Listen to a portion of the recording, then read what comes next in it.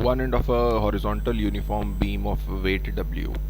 ये जो बीम है इसका वज़न W है और इसके साथ रस्सी से एक ब्लॉक लगाया गया है जिसका वज़न अल्फ़ा W है। अल्फ़ा कोई कांस्टेंट होगा। ये JEE 2021 में पूछा हुआ कोई सवाल है। सवाल सिंपल टॉर्क बैलेंसिंग का है और हम देख रहे हैं यहाँ पे बाकी सारी चीज़ें बता दी गई हैं। ये लेंथ L है और ये लेंथ B, शायद L है नीचे भी, यहाँ पे L लिखा हुआ है, तो डेफिनेटली ये 45 डिग्री ही बनेगा क्योंकि परपेंडिकुलर बेस दोनों ही L है। और इन चार ऑप्शंस के बारे में डिस्कशन करना है हमें।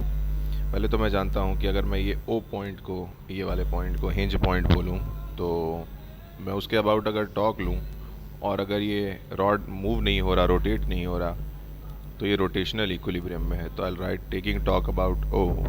एक तो वेट का टॉर्क होगा W इंटू L/2। आप जानते हैं ये वाला गैप L/2 है यहाँ से यहाँ तक का, और साथ ही अल्फ़ा W जो कि वहाँ से L की दूरी पे है उसका भी, इन दोनों का क्लॉकवाइज टॉर्क होगा। और ये जो टेंशन है इसका एक कंपोनेंट ऊपर जाएगा। आई होप यू अंडरस्टैंड कि वो T sin 45 होगा। तो T sin 45 का टॉर्क जो होगा वो एंटी क्लॉकवाइज टॉर्क होगा, T/√2 इंटू L। ये सारे बैलेंस्ड होने चाहिए so that the rod is in rotational equilibrium. इसको अगर हम सॉल्व कर दें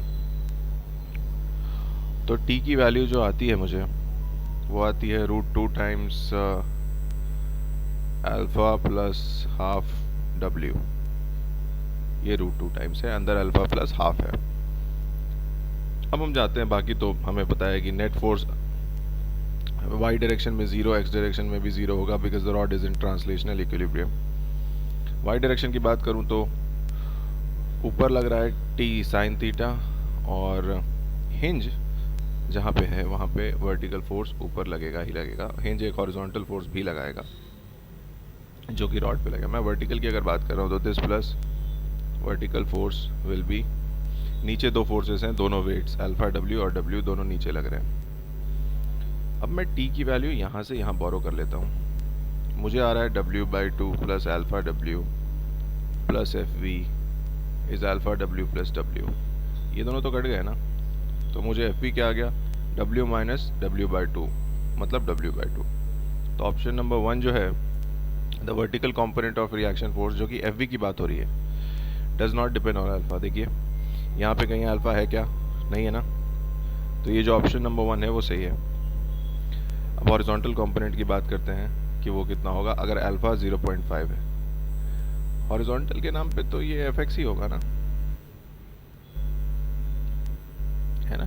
हॉरिजॉन्टल क्या है, ये Fx है यहाँ पे, ठीक है। तो Fx वहीं पे बना सकता हूँ मैं। तो अगर मैं अल्फ़ा को 0.5 कर दूँ तो उस T की वैल्यू में अगर मैं डाल दूँ वापस, क्या था T की वैल्यू, √2 टाइम्स अल्फ़ा को हाफ और हाफ कर दो, मैं इसकी बात कर रहा हूँ। और अगर आप W लिखते हैं तो ये √2 W आ रहा है। बात सही है। तो मतलब ये ऑप्शन तो the horizontal component of reaction force at O is equal to W। तो ये तो गलत हो गया, ये नहीं हो सकता, मतलब, है ना। ये भी बात हो गई। अब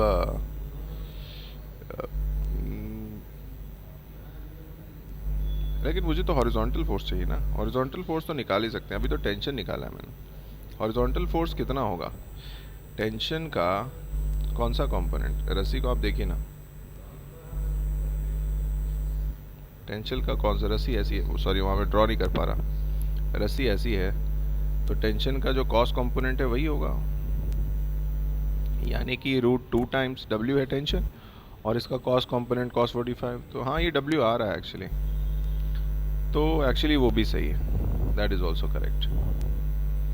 अब तीसरा ऑप्शन कह रहा है मुझे the tension in the rope is 2W for alpha 0.5। तो अगर हमने ऑलरेडी टेंशन निकाल रखा है यहाँ पे √2W, तो C गलत है, C इज़ रॉन्ग। और अब D पे आते हैं। अल्फ़ा अगर 1.5 हो जाए तो फिर वापस इसी इक्वेशन में डाल के देखता हूँ, √2 टाइम्स 1/2 और इसको 3/2 कर देता हूँ अल्फ़ा को W, तो ये 2√2W आ रहा है। और इस रस्सी की जो ब्रेकिंग स्ट्रेंथ है वो 2√2W गिवन है, यहाँ पे देखिए, है ना, क्वेश्चन में देखिए गिवन है लास्ट लाइन में।